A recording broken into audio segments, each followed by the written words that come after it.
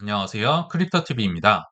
오늘은 올해 최대 규모의 해킹 사태가 터졌던 상황을 요약해보고, 이 해결책, 그리고 수혜 코인까지도 살펴보도록 하겠습니다.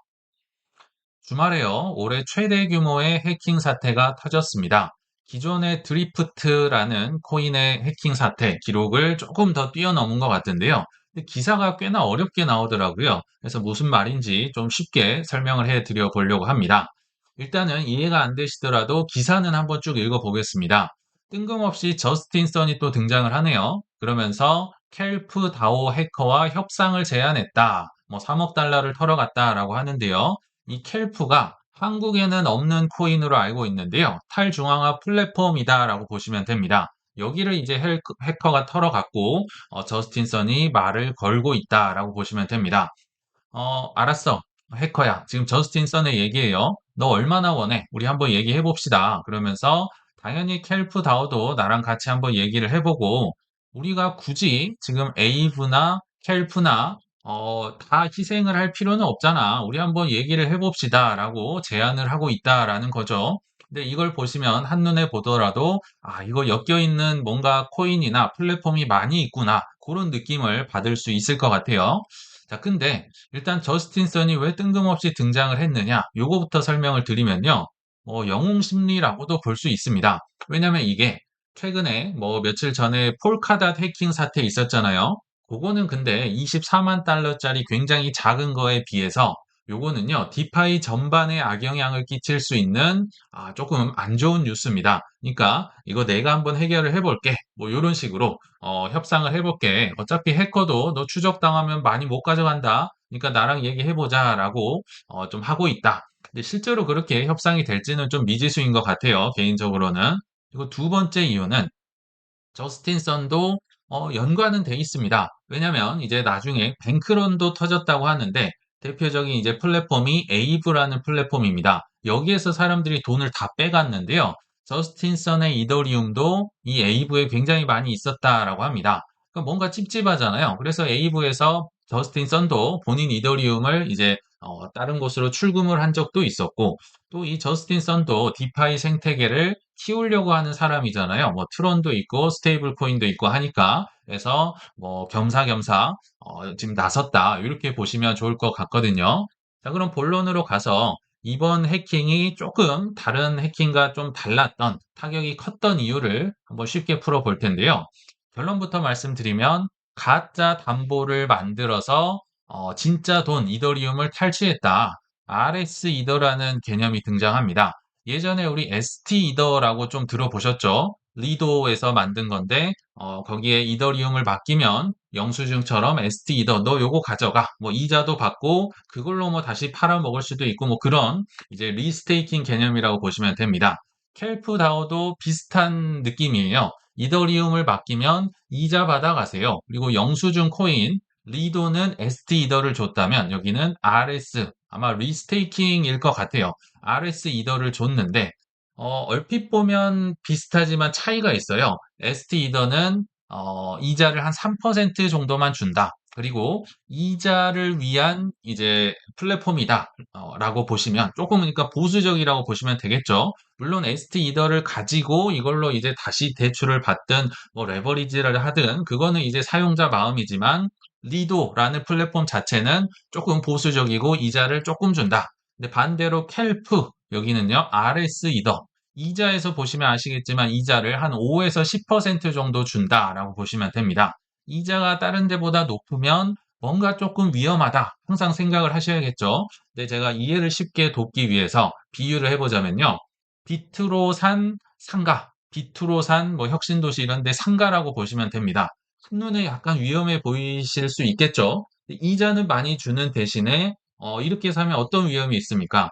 일단 비트로 했기 때문에 금리가 올라가면 돈 더 많이 갚아야겠죠. 그리고 상가기 때문에 뭐 세입자가 뭐 들어오느니 나가느니 세입자가 월세를 주느니 안 주느니 그리고 이 상가 자체가 막 가격이 떨어지네 뭐 올라가네 굉장히 복잡한 뭐 그런 상품이다 요런 느낌이다라고 보시면 됩니다. 항상 이자가 많으면 뭔가 좀 위험하다 이렇게 생각을 하시면 되겠죠. 이 RS 이더를 헬프가 이제 만들었다라고 보시면 됩니다. 자, 그래서 해킹 과정을 쉽게 한번 설명을 해보면요.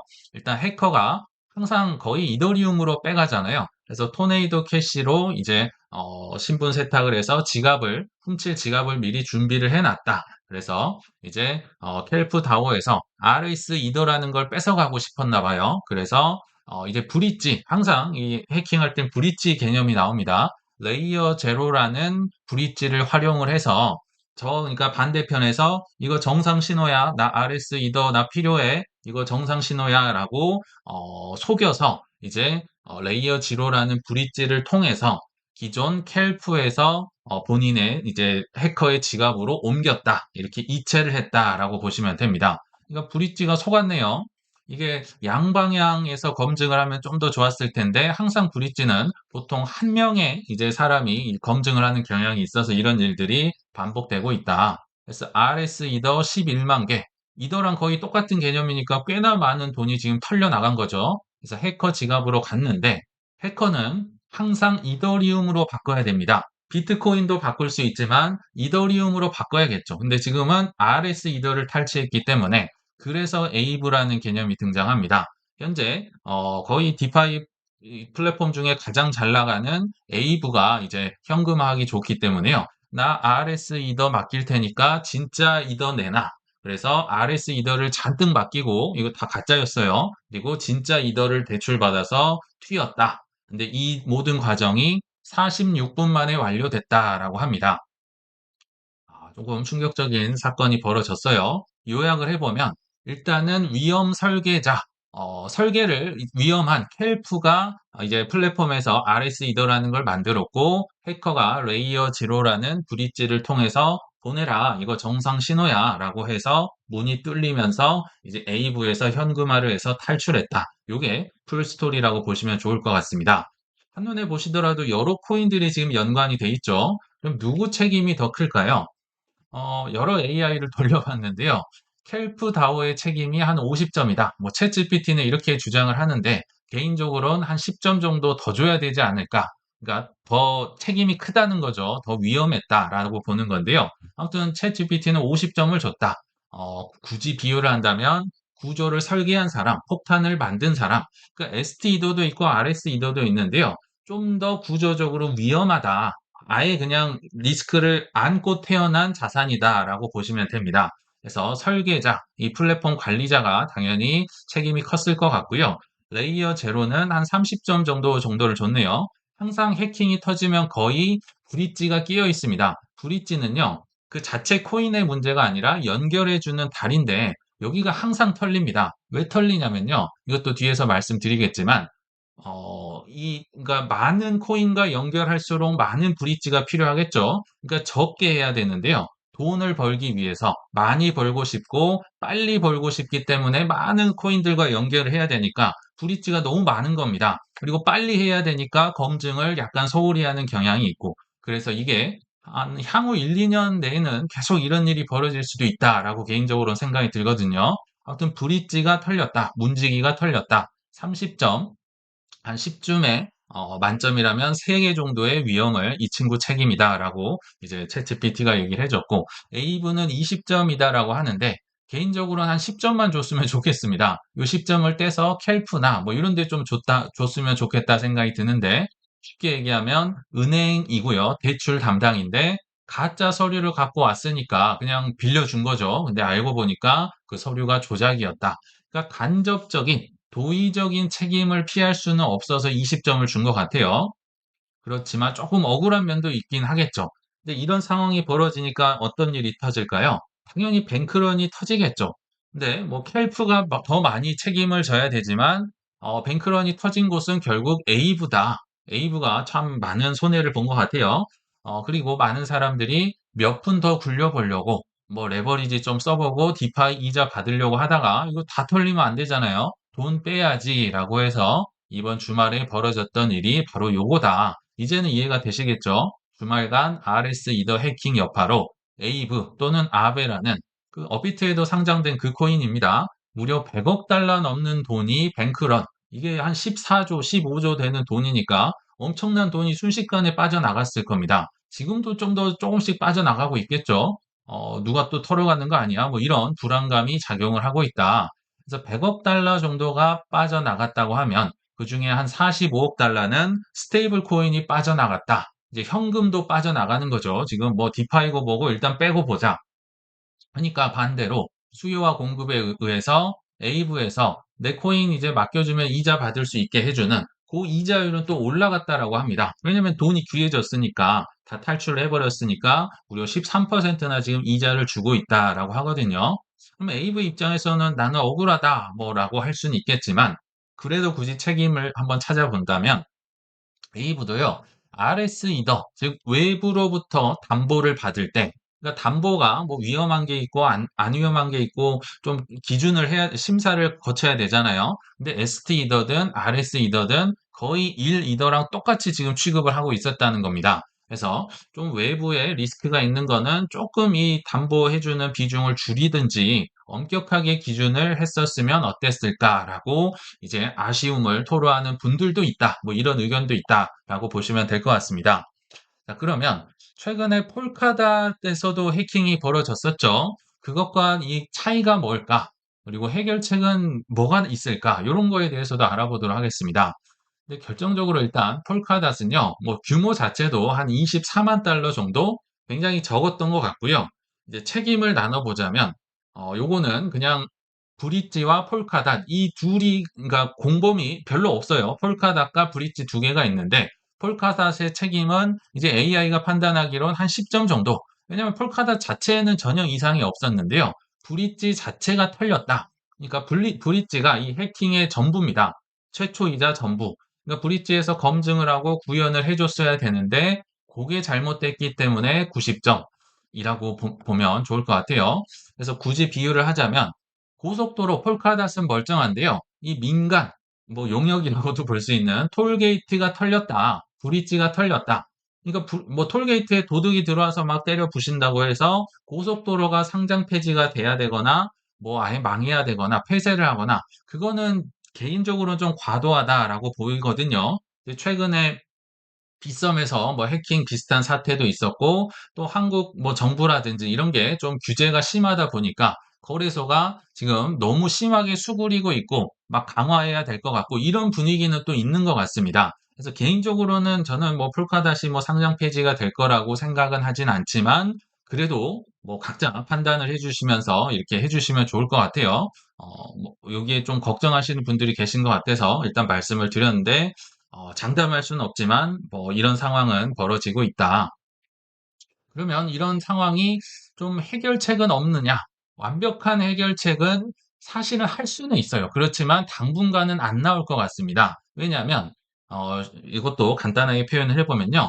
이런 뭐 디파이 플랫폼들이요. 빠르게 그리고 많이 연결할수록 돈을 많이 벌겠죠. 그럼 반대로 얘기하면 느리게 검증을 강화를 하고 이 연결 통로 수를 줄이면 돈이 줄어들겠죠. 왜냐면 여기저기서 와서 빠르게 회전을 해야 뭐 대출도 해주고 레버리지도 하고 여기저기서 막 수요가 뭐이 수수료 수익이 나겠죠. 근데 이거를 포기하기가 어렵기 때문에 빠르게 많이 연결을 계속해 나가다 보니까 이런 사건이 벌어진다. 반대로 얘기하면요.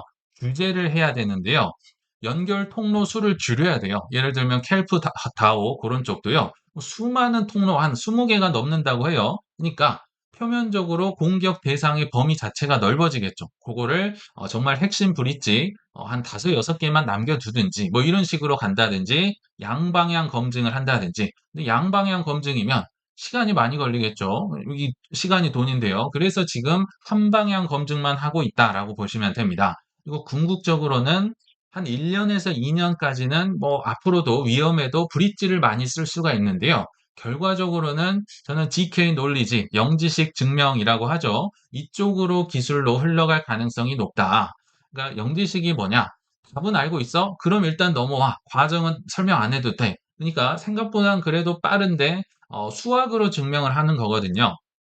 기존의 브릿지는 너 괜찮은 애야? 너 이거 코드 맞아? 아, 그러면 내가 믿어줄게. 그러니까 신뢰를 기반으로 한다면 GK는 수학이기 때문에 뭐 신뢰고 뭐고 그냥 수학이 맞으면 통과, 아니면 안 간다. 그래서 나중에는 한 3에서 5년 후로 간다면 결국은 이제 브릿지의 활용도가 떨어지고 GK 뭐 이쪽 기술이 많이 쓰이지 않을까 개인적으로는 생각을 해봅니다. 그러면 이제 수혜 코인은 어떤 코인이 나올 수 있을까? 혹은 피해를 최소화하는 방법이 무엇일까? 생각을 해본다면 우리는 이렇게 뭐 결과를 수없이 봐서 잘 알고 있습니다. 안전한 대형 거래소 위주로 뭐 이용을 하면 좋겠다. 물론 지갑을 잘 쓰시는 분들은 뭐 쓰셔도 되겠지만 대부분은 이제 거래소, 뭐 업비트나 이런 큰데 위주로 이제 큰 자산 위주로 쓰는 게 어떨까 생각이 들거든요. 어, 뭐 결론적으로는 비트코인, 이더리움이겠죠. 초우량 자산.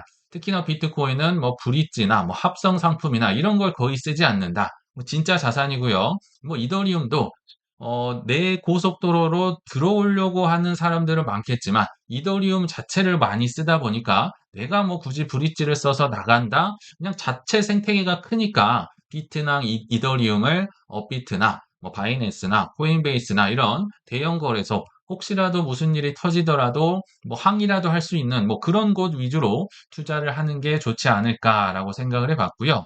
또 굳이 디파이를 쓴다면 메이커다오라는 이제 보수적인 디파이가 있습니다. 담보 기준이 굉장히 보수적이에요. 예를 들면 비트코인이나 이더리움 위주로, 그러니까 큰 거 위주로 쓰는 곳이고요. 또 대출을 덜 해줍니다. 뭐 100원을 맡겨놓으면 50원만 빌려준다든지 이런 식으로 메이커다오가 운영이 되고 있다.